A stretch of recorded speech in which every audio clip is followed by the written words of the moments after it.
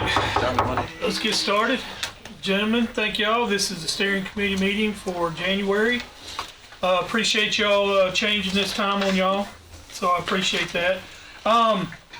Before we get started, there is the Rutherford County IT department, and her name's Lacey Ballard, and drug court and probation. We have been working on a video to get out to our schools and some of our programs around here in Rutherford County. It is right at 30 minutes long. I'm not going to show it, but I'm going to show just a little bit of it. And I just want to show you guys, especially my committee, and let you get an idea of what we're looking at.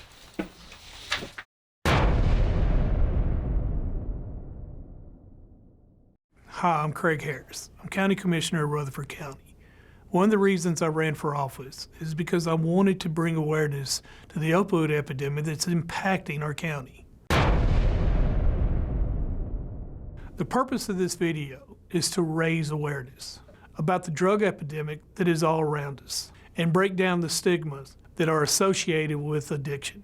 We are here to help. Recovery is possible, and there are resources available. The stories you're going to hear are people who are sons, daughters, husband, wives, mother, fathers, friends. They're also Rutherford County, and they live right here. They're going to share with you the struggles that they went through with this epidemic. They're also going to tell you how they recovered. We need to hear their stories and see the impact of this epidemic. And we also need to see that we can recover. My name is Jastree. I am a recovering addict. I've been in recovery for almost 4.5 years. I am Jasmine. I am a recovering addict. I have been clean for 18 months. My name is Ronnie, and I'm an addict. I've been clean for almost a year now. Hi, my name's Tony. I'm an addict. I have 10 months sober. I struggle with addiction, and my disease manifests in different ways other than drugs. Looking back, I had a beautiful childhood. My mom and I had this best friend relationship where I could talk to her about anything. She gave me more than I could ever ask for. My mom was my best friend. I was a spoiled child. I had everything I wanted. I had a pony. I come from a stable home, 2 parents, a lot of love in my house growing up. There were no drugs or alcohol in my home. We were a religious family that went to church a lot and were real involved with that. I was a good student, Girl Scouts. My house was strict. There was expectations on academics and athletics. I really didn't have a lot of problems in school. I was kind of, I guess you could say, the popular girl. I had a lot of friends. I really didn't have to worry about anything in school at all. I graduated highest distinction. I had a good GPA. You know, I come from a good home, a good family, but I would hang out with some really suspect people just because they liked me. I got out of high school and got on my own and started experiencing some things that I knew absolutely nothing about. I started using drugs and alcohol when I was about 11 or 12. I started drinking for the most part. I started smoking pot when I was 14. A lot of my friends like to drink. I didn't. I started with my older brother. When I was in high school, I had a relationship with a boyfriend that was abusive. He beat me, and I was terrified to tell anybody, really. And even when somebody asked me, I was terrified to admit it. So I started getting high so that I didn't have to feel it when he hit me, so I didn't have to feel the pain of being in that relationship. It was a very bad situation that at 16, 17 years old, I did not know how to get out of. I started out drinking just on the weekends. with my friends. They would come over and we would sneak stuff. My dad always had a stash somewhere, and I would sneak it and then pour water back in it to act like, I didn't take it. As I got older, I started experimenting with cocaine, acid, mushrooms. I like to laugh and be with my friends and just kind of be, out of my head. My first go-to was marijuana. I'm gonna just get high and cover it up. I won't have to feel it. It'll numb the pain here and there, which then of course led to pills, which then of course just snowballed into bigger and bigger things throughout the years. Well, then it went to marijuana. I think I was 15 when I first tried marijuana. And first I didn't like it, and then of course everybody else around me was doing it, so I was like, okay, I'm just gonna keep on doing it just to be cool. So kept on doing it, and then it went to, I was probably about 16, and I was still drinking through this whole time and smoking, and then I started taking bars, Xanax. That progressed really, really, really, really quickly. I was a nurse for 17 years, and I had 2 babies. I had twins, and after I had my twins, I started dabbling in Percocets. It kept me up for my shifts. It gave me the energy to talk, to look people in the eye when I felt bad. I would only take that when I would work on the weekends, and it got to where I started taking it through the week. And me and my husband split up, and I was taking it every day. I got a job as a bartender, and there was a lot of alcohol around. It progressed pretty fast. It was it didn't take me long to really have a problem. My relationship with drugs and alcohol, oh God. It was my coping mechanism. It was the only thing I thought I could do successfully. It was the only thing I thought that I had to make life better. It was my best friend. It was my life. It was every day. Every day I had to have it. Every day it took me out of my mind. Every day it took me away from my pains. It distracted me. But then it got to where it was my enemy because I needed it, and it wasn't working as much anymore. The dope turned me into a completely different person. All of my values and morals were gone, and it took me a long time to, probably 10 years, to admit that I had a problem.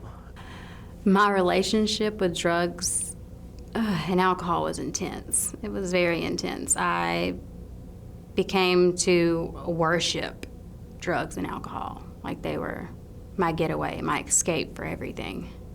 It started with the pain pills, and then when I couldn't find anything else, I went back to the weed. And then I went to the Xanax because I thought it was my anxiety. I went to the doctor and told him this grand story about why I needed Xanax. And he gave them to me. But I took them, and then I started abusing them, and then snorting them, and taking them all the wrong ways. My daily habit probably became close to $300 a day. I was working and able to support my habit for a while until I wasn't, until my habit became more than I could afford daily. And, then I started, doing what I could to get money. I would do pretty much anything to anybody to be able to get the next one, and it was a bad place. That's a bad situation to find myself in. It was just one of those things that it just never stopped. It kept growing. It kept growing from the Xanax and the pain pills and the weed to the bigger stuff, the heroin and the meth and all of those things that I thought, that's crazy, I'll never do it. I went to jail. I got out, and a friend of mine introduced me to ice. And it ended up keeping me up for the whole weekend, and it was off to the races. I started doing methamphetamines. For the longest, I thought I had control of it. Oh, I can do this now and not worry about it later. But it started just getting worse and worse and worse, where it's not that I wanted it all the time, I had to have it. Like my body hurt if I didn't have it, or I was sick, throwing up, or it got bad really, really quick. No control at all. It controlled me. I realized I had a problem when I was sitting in my bedroom with a needle in my arm, praying to God to please make it stop. The things that have helped me in my recovery have really been building a support network, getting away from the people that were dragging me down and that were enabling me to continue in that lifestyle. The one thing that helped me in my recovery is drug court. I won't lie. My counselor is the only reason I could stay sober that first year. God. NA. Being vulnerable. Talking. Secrets keep you sick. And drug court. They've been huge supporters. Having a new group of people that you know, that you can go into, just having meetings, being able to go into meetings and sit down and talk and just let everything out and know that half of the other people that are in there have been through the same things is just amazing. Having that somebody to talk to, having that person that will listen to you cry and whine and yell and tell you when you're being crazy, tell you when you're making a bad decision.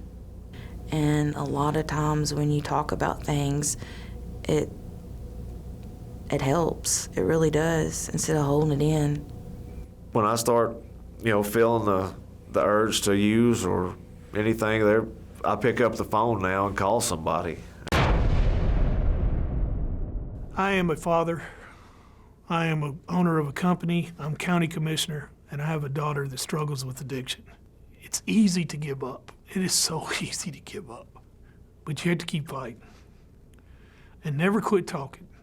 And never listen to anybody else telling you to stop and, walk away. You have to understand, if this problem comes, you can get through it. But it's not easy. But giving up's not an option. You got to understand, I'm not a counselor, psychiatrist. I'm not a doctor or a priest. I don't have all the answers. But there's people out there you can talk to. And you need to talk to them. Because I don't have the answers. And neither do you. But if we get help, we have support. One of the things we got to do, not as parents, but as a county, is we got to talk to our kids and we got to educate our kids. I personally believe that to stop providing this epidemic with people is we educate them. We have a lot to do, and we have to come together as a community because this problem's not going away. I appreciate you guys. I wanted to show you all that first because you're my committee. One of the things that I wanted to touch on, they all came from good families. It's not like something like they're the environment, but they all came from good families. And I had met these, there's thousands of these stories, but this one's my story. But the reason I'm showing y'all this is because Rutherford County's drug court has really been successful. And we have really done a good job. And we had to quit looking at addicts as moral failures. And I think that's one of the things that we do. Stigma, it's easy. I remember when I did these interviews, how there was a couple times I almost came out of my chair and attacked them. And it was just, I was so angry and so mad at them because I felt like they, are the ones who caused the problems that I'm in. And I was wrong. And that's one of the things that we got to do is just listen to these people. Robert, one time you said to me, what can we do? What do you want us to do? it's, if anything, is just acknowledge them.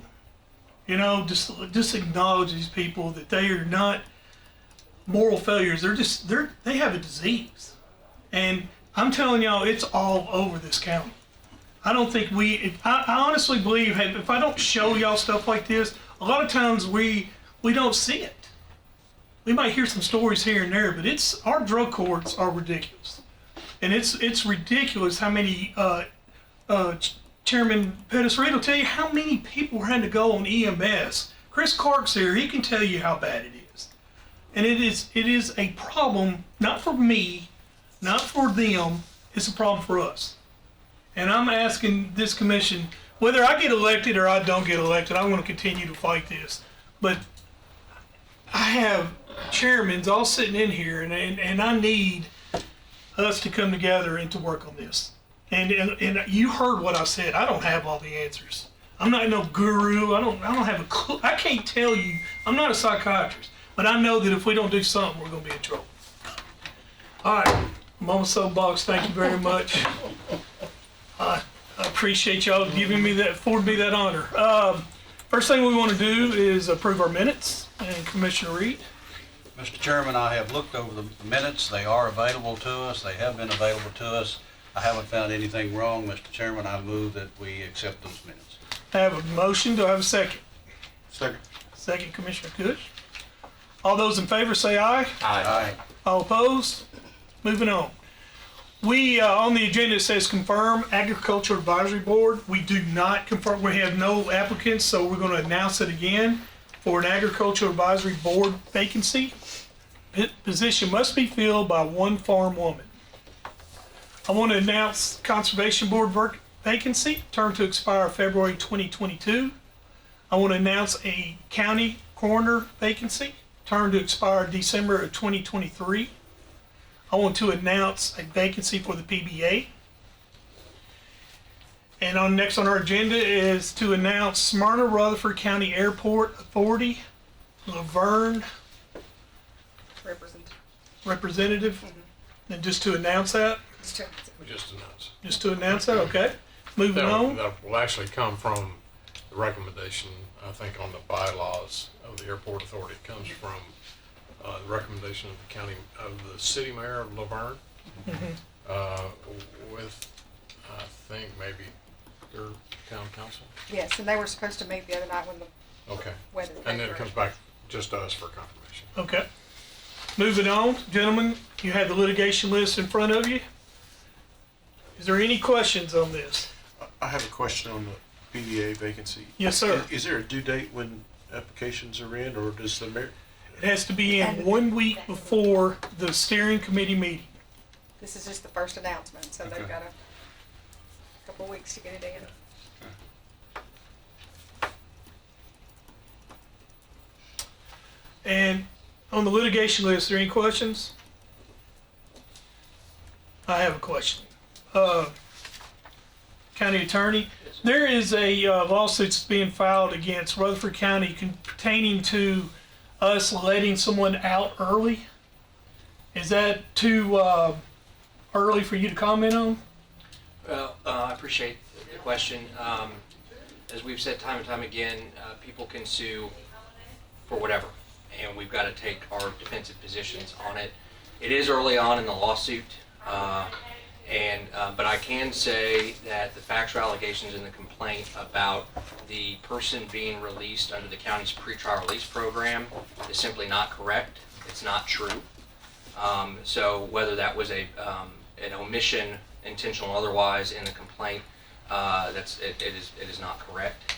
And then getting into the details also about that the person was released or allegedly released 2 days prior to a horrible act, that also is not correct. And so we're mounting a defense on that, and we'll proceed accordingly. Okay. Any questions, gentlemen? Moving on. Next on the agenda is our HR report. Sonia, I'm coming up.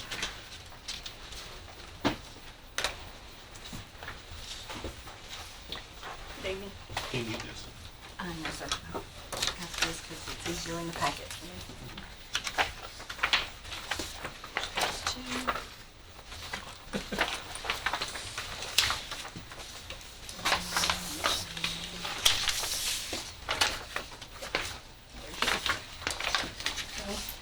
So tried to, last time I gave y'all so much information that it was a lot, so I'm trying to pare it down and discuss with the mayor some of the items that might be of interest to you.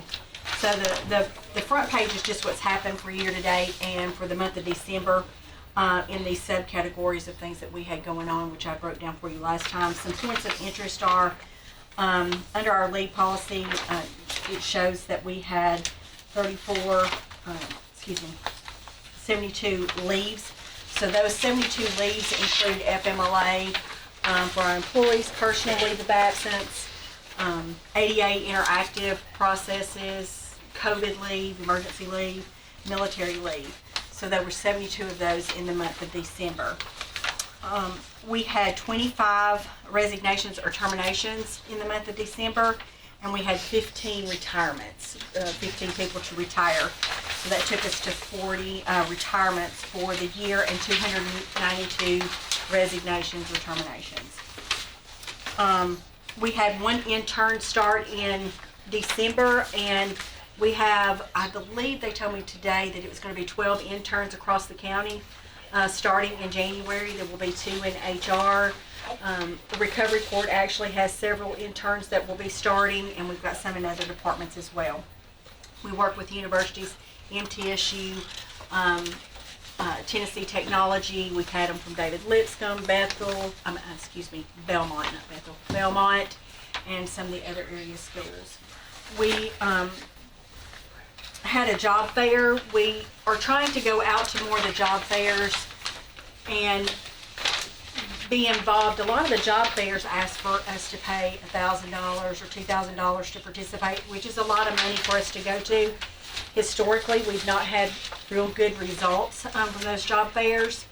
The job fair that we did go to for this one, we ended up getting 2 applicants, and one of them was interviewed and hired. So while one doesn't seem like a big number, it's one more than we might not have had otherwise. And that one was at the Career Center. So we are setting up the processes to try to, posting's not getting all the applicants that we need. Even though it's nationwide, it's on Indeed, it's on LinkedIn, all these other job profiles. We market, it's on Channel 19, our website. We are having to get out more in front of the public and try to be at events that they're having. So we are creating that for our department. This is the first time in my 14 years here that we've had to be real active in the job to get initiated. There was a time I talked to one of the commissioners today. He was asking me about some applications, and I said, for a position like that, we would have gotten 80 to 100 applicants before, and we're getting 5 or 6. So it really just tells you the market that we're in right now. Are we doing any type of programs with any other college? You mentioned a couple of colleges. Are we doing anything with them like we are with Middle Tennessee State? Yes. Like, for instance, education works real close with them and gets a lot of our teachers from Middle Tennessee State. Is there something we can do besides them, other colleges? So yes, and we are doing that already. There's a program, it's called Handshakes, and we register, there are a lot of universities, and some are in Tennessee and some are in Alabama, Kentucky. I mean, they're all over. Especially a couple of years ago, we had a problem hiring an engineer, which engineers are really hard to find. And we joined this group, Handshake, which coordinates with all the universities. And so they have a career center at each college campus. And some of the career centers say they don't want to hire entry level. They want their people to be getting the good jobs. So it depends on the type of job it is. It can't be, they won't let us post for like an administrative assistant, but they'll let us post for an engineer. And so when we have unique positions like that, we do post with Handshake, which goes out to all those universities. And so if they have a student that meets that criteria, somebody who's recently graduated, or they might have graduated within the last 5 years and found themselves unemployed, laid off, whatever, they can still go on to that site. So we're doing that with a lot of the universities as well. So we're trying to, we also coordinate with, it's not just, it goes beyond that. So for HR, there's a group called SHRM, the Society of Human Resource Management. It's a business group. Finance, they GFOA, Governmental Financial Officials Association. So whatever the job is that has an association where there's a membership attached to it for that, we also post with those for those unique positions that we have as well. If we were looking for a planner in the planning department, or even for like with the finance job that we just posted, we would post with those as well. Are we in a red alert situation with our employees? I mean, with our vacancies? Mr. Mayor, you can comment if you want. I mean, 72 positions. It depends on the position. I mean, And the department. Let's not talk about the lower entries. I want to talk about more like the engineers and the upper salary jobs. I mean, how are we doing in there? From engineer, it took us, how long to get an engineer? it took us It's almost a year, didn't it? took us About a almost a year. year to get one. So when you start getting those higher level positions, those positions demand a higher pay. I'm just going to be honest with you. And so when we talk about our salaries every year, when we talk about it budget time, we're wanting to make sure that we take care of all the employees. And the goal historically has been that we need to make sure that we take care of those who are not making at the higher level, to try to help bring them up so that they can afford. But then when you lose somebody of higher level, then you're stuck saying, we're not paying at the level that they could make elsewhere, and it does make it a little bit harder. Hopefully, the survey that you're doing right now will reveal to you all where we need to be in the marketplace. The Mayor's Caucus, we met with the Governor Lee at the Capitol this morning, and so we had Mayor Cooper was there. Of course, he got chastised because a lot of our people are leaving. Fire department, sheriff's department are going to Metro because they're paying higher. They're going to Williamson County because they're paying higher. Governor got chastised because he came out just 2 weeks ago, increased his detention officers for State Department of Corrections. He raised them to $45,000 to entry, Patrol officers. and that makes more than our lieutenant who works for the sheriff's department. So, from Sumner County to Montgomery County, everybody's kind of stealing from each other, trying to get people right now. And it's all about they're going wherever the money's at. Well, one of the reasons that I've added you to our report is because this commission needs to know about what's going on. And if there is a situation with a salary study, then we need to be prepared to do what we got to do to maintain that our department heads have the people that they need to have. Correct. And of course, money don't grow on trees. And I got 2 budget guys in here, so they know that already. Anything else? I had a couple of other items that may be of interest. We had 19 Title VI Title VI requests, and that's where for language for our courts or our programs that we have, we had 19 of those. And the only other thing that I thought would be of interest, I get a graph, and if you want me to start putting this in there, I can. It tells me where people who come to our site, what drives them to Rutherford County site from where they're going, whether it's a sister agency website, a friend told them about it, ZipRecruiter, a bulletin, Monster.com, Refer, Employee Referral, Indeed, My Job Helper, Facebook, Internet, because we U.S. Jobs. So this report will tell me where our people are coming from that look at our site. So if that's something that you would like included, it's pretty interesting when you look at it.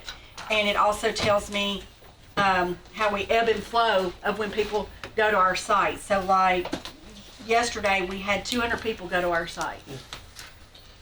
Well, So, that's good to know, and if you wouldn't mind, Mr. Chairman, give that to all the commissioners, because I think that would help. Met with Cody today, and he and his department, of course, they're doing a lot, got a lot of demands, but they're in the process of redoing a complete revamp of our website. It's not as user-friendly, if you will. And he worked at the Secretary of State's office when the Secretary of State's office received, they were voted the #1 website of all states. So he knows what content needs to go in there. It's just going to take a little bit of time.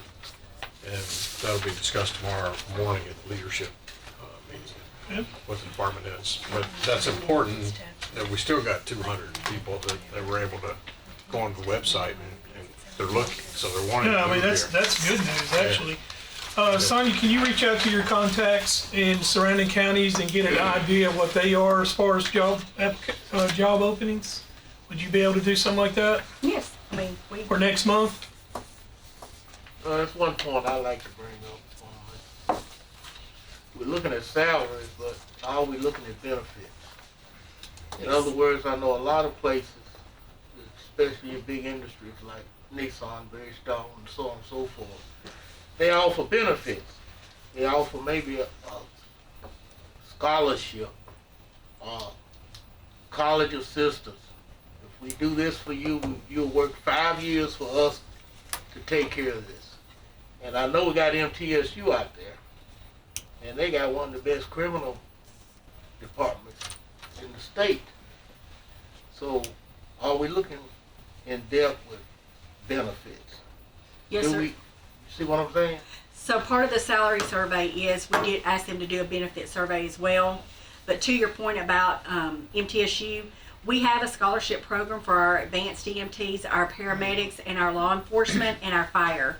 So if we send them, we have a scholarship program where we pay for that already. That is part of our training budget. And they sign an agreement that they will stay with us X amount of time, or they have to repay us, and it's a prorated.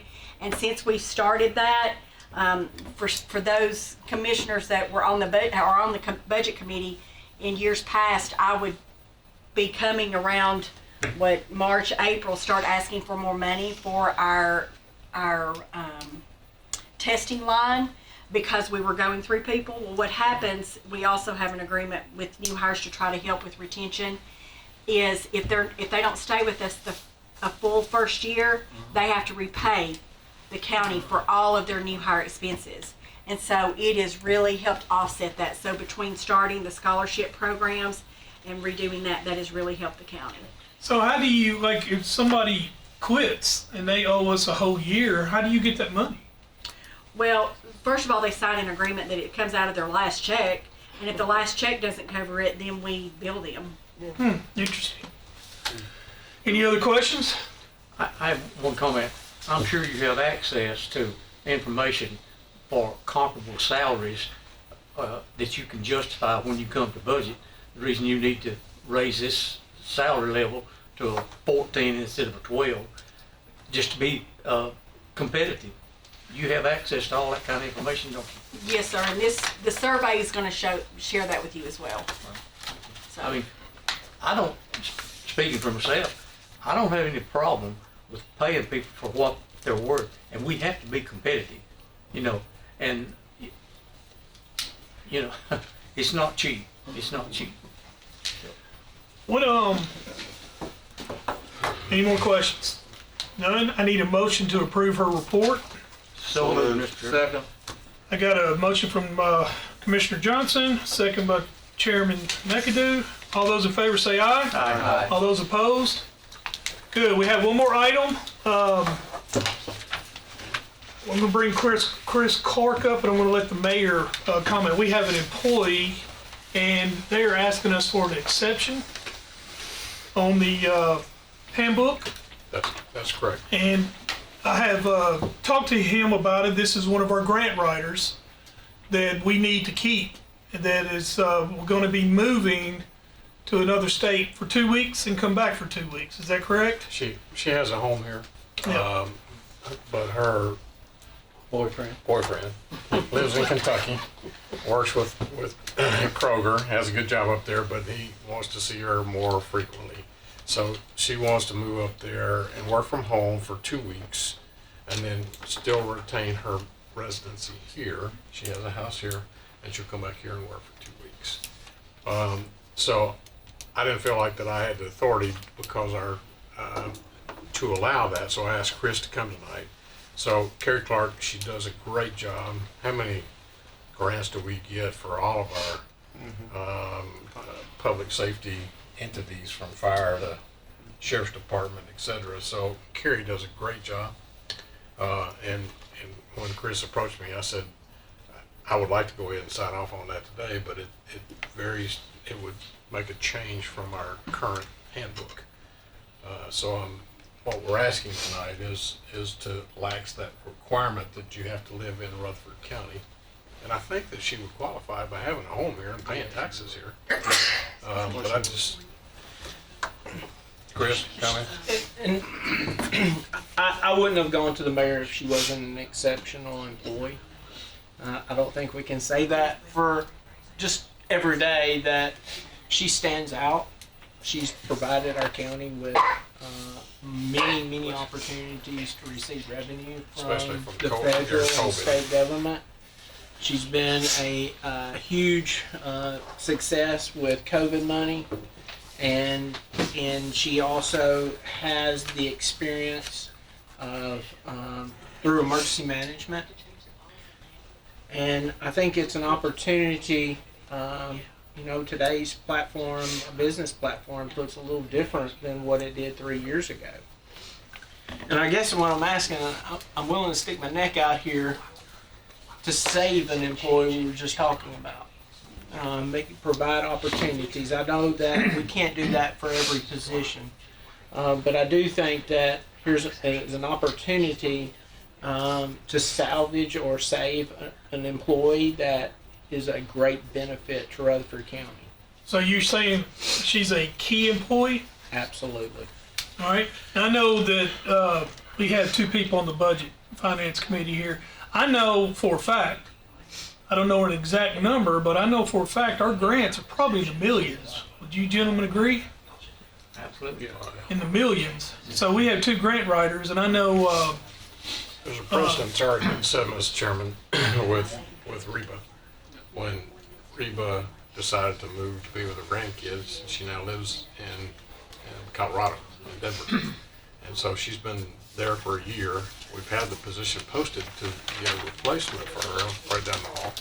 But we have, Lisa found somebody, but he liked being disco player better than he did, doing the grant writing. So that position's been vacant, but we set a precedence by finance allowing Reba to work So, in Colorado. so Chris, is this a permanent 2 weeks on, 2 weeks off? Is their goal once that his name is Chris too, which she is named Carrie Clark, and I'm Chris Clark, and but Chris, I've known Chris for a long time. I think their intent is to move back to Rutherford County once he retires from Kroger, and he is. They're going to keep their home here. Okay. So it's a unique opportunity. I will tell you that she received a job opportunity up there in Kentucky, and this is one of the reasons why we feel that we needed to expedite this. Is that we're trying to salvage a great employee. All right. That's good. That's enough for me. Mr. Chairman, I'd like to make a motion to amend the employee handbook to reflect such language to accommodate Ms. Clark, do I have a second? as long as it meets. Second comment. I do have a minute. Yes, you may. So we were discussing because she's not changing residencies. What we're really talking about is telework. Right. So we're really not, we don't need to adjust the residency policy because she has a residence here. She's just asking for 2 weeks out of every month until other arrangements are made that she teleworks. So really, I don't even know that we need a motion to change anything in the handbook other than to acknowledge that this is her new. I mean, it sounds to me like it's a department head decision more than it is a commission. But if you're asking us for acknowledgement, That's what I'm looking for. okay. I didn't want somebody to find out that she was working up there and they're going, well, my employee wants to work from home too. Where does it stop? So I just wanted this committee to understand. You want a roll call on an acknowledgement? Or? it's really based on of the job that she's doing, such a unique It's job. That's not especially- somebody that you can just hire can't off the hire street. grant writers. It's a unique skill set, and so that does make it more unique as well. And it's not forever. I want to comment on this. this is definitely for another time, but we need to talk about key employees. And we need to talk about situations like this that come up, you know, that certain departments and certain people that we can, you know, deal with something like this if it happens.